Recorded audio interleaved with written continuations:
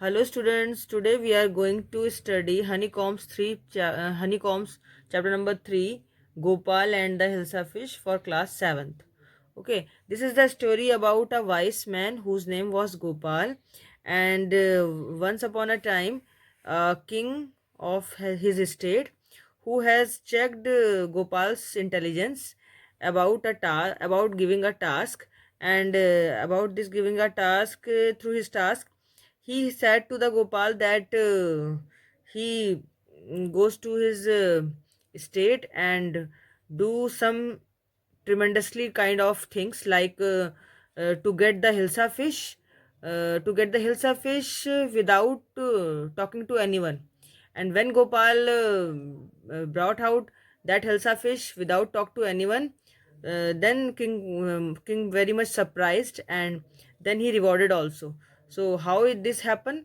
Now let me see. uh, Gopal and the hilsa fish. It was a season for hilsa fish. Fishermen could think of nothing but hilsa fish. बच्चों, ये इस समय एक ऐसा season था जब hilsa fish बहुत ज़्यादा मात्रा में केवल मिल रही थी पानी में, और इस समय लोग हिल्सा फिश को ही बस पकड़ने के बारे में ही सोचते थे और किसी चीज़ के बारे में नहीं सोचते थे. फिर क्या होता है कि fisherman sold nothing but hilsa fish.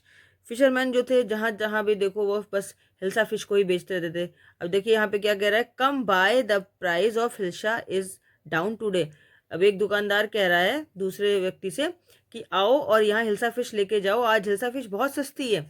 फिर house holders could talk of nothing but hilsa fish. जितने भी गृहस्थ लोग थे वो सारे के सारे बस हिल्सा फिश के बारे में बात कर रहे थे और किसी के बारे में नहीं. जैसे क्या कह रहा है, हाउ मच डिड यू पे फॉर दैट हिल्सा. अरे तुमने हिल्सा को खरीदने के लिए कितने पैसे दिए.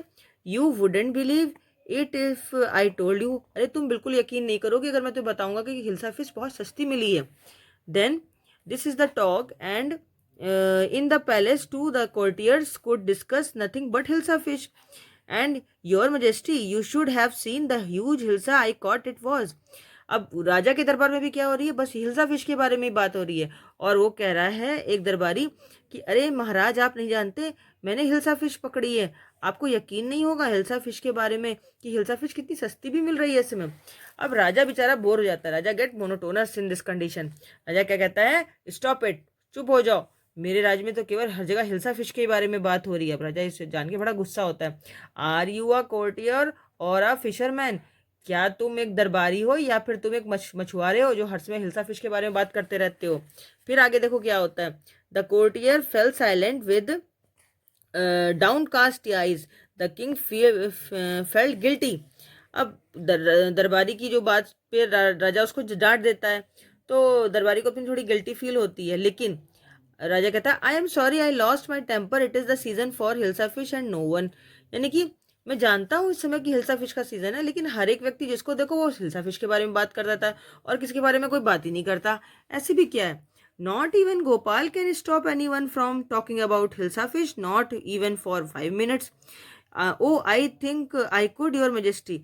मतलब वो कहता है राजा कि अरे यहाँ तक कि गोपाल जो हमारे राज्य का सबसे वाइजेस्ट पर्सन है, वो सबसे बुद्धिमान व्यक्ति है, वो भी लोगों को हिल्सा फिश के बारे में मुश्किल से 5 मिनट से ज़्यादा बात करने से मना ही नहीं कर पा रहा है. ऐसी क्या बात हो गई, लोग गोपाल की बात पे भी ध्यान नहीं दे रहे हैं.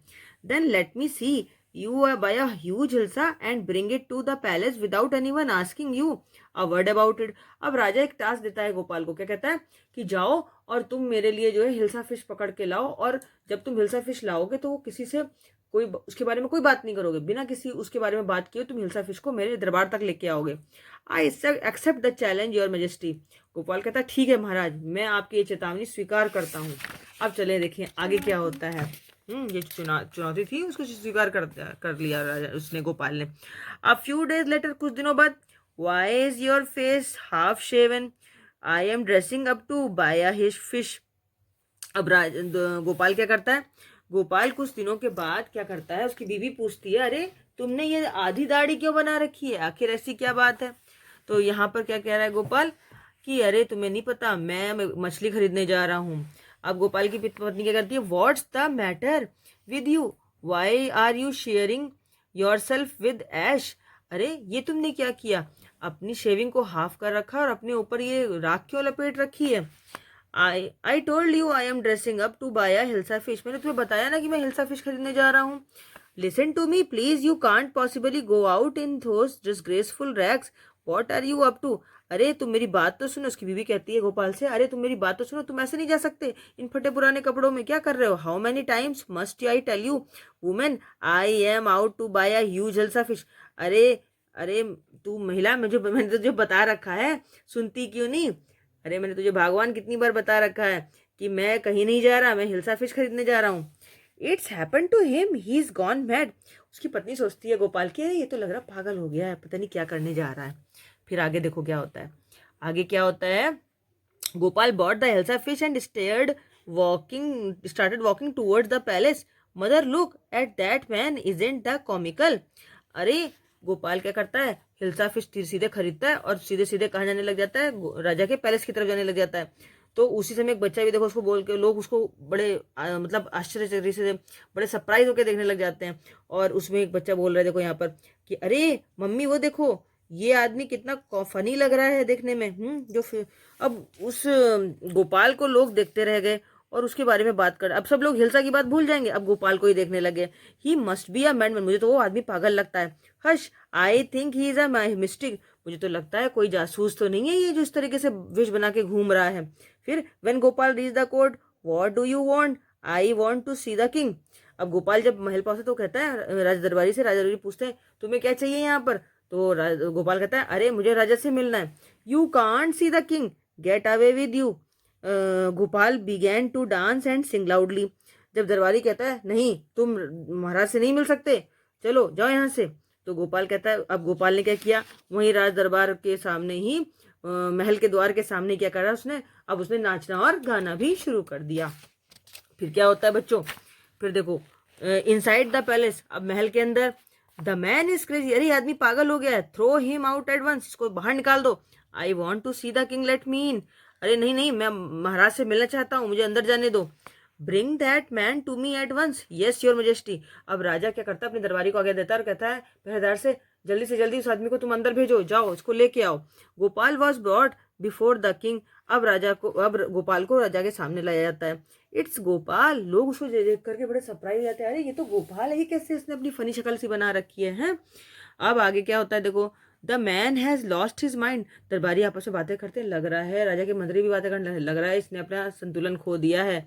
I think it's one of his crazy jokes, मुझे लग रहा है ज्यादातर ये मजाक करता था ना, इसीलिए इसकी हालत ऐसी हो गई है पागल जैसी.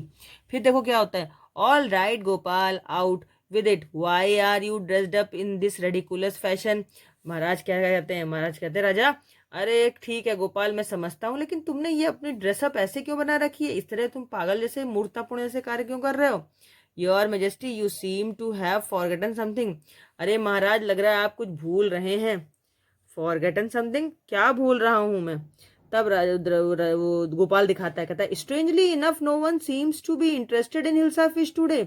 आपने एक चीज देखी, मेरे हाथ में हिल्सा फिश है, लेकिन आज हिल्सा फिश के बारे में कोई भी बात नहीं कर रहा है. From the market to the palace, मतलब बाजार से मैं हिल्सा फिश खरीद के यहाँ तक ले आया, लेकिन अभी तक किसी ने भी इस दरबार में भी लाते हुए हिल्सा फिश के बारे में किसी ने बात नहीं की.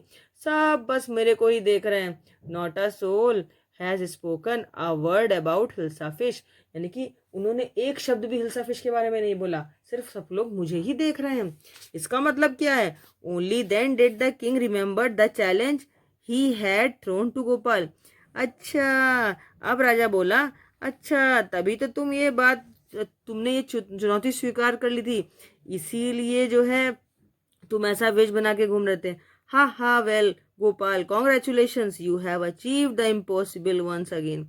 यानी कि तुमने जो कहा था वही तुमने कर दिखाया, यानी कि तुम वाकई बहुत बुद्धिमान प्राणी हो.